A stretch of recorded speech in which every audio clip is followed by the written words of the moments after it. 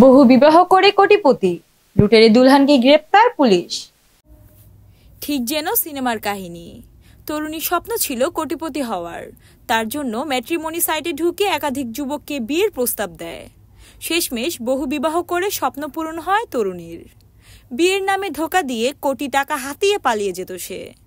এক দশক পর লুটেরি দুলহানকে গ্রেপ্তার করল পুলিশ। তার কীর্তিত্বে রীতিমতো পুলিশ কর্তাদের চোখ কপালে। সর্বভারতীয় সংবাদ মাধ্যম সূত্রে খবর, ধৃতের নাম সীমা। পুলিশ জানিয়েছে সে উত্তরাখণ্ডের বাসিন্দা। 2013 সালে আগ্রার এক নামী ব্যবসায়ীকে বিয়ে করেছিলেন সে। কিছুদিন সংসার করার পরে ব্যবসায়ী ও তার পরিবারের বিরুদ্ধে মামলা করে। খরপোশ হিসেবে 75 লক্ষ টাকা হাতিয়ে পালিয়ে যায়। 2017 সালে গুরুগ্রামের এক সফটওয়্যার ইঞ্জিনিয়ারের সঙ্গে দ্বিতীয়বার বিবাহ বন্ধনে আবদ্ধ হয় সে।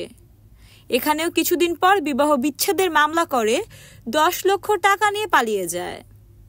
এরপর 2023 সালে জয়পুরের এক ব্যবসায়ীর সঙ্গে তৃতীয়বারের মতো বিয়ের পিঁড়িতে বসে। এখানে যদিও বিবাহ বিচ্ছেদের মামলা দায় করেনি, বরং সুখী দাম্পত্যের অভিনয় করে আচমকা একদিন সোনার গয়না 36 লক্ষ টাকা নিয়ে পালিয়ে যায় সীমা।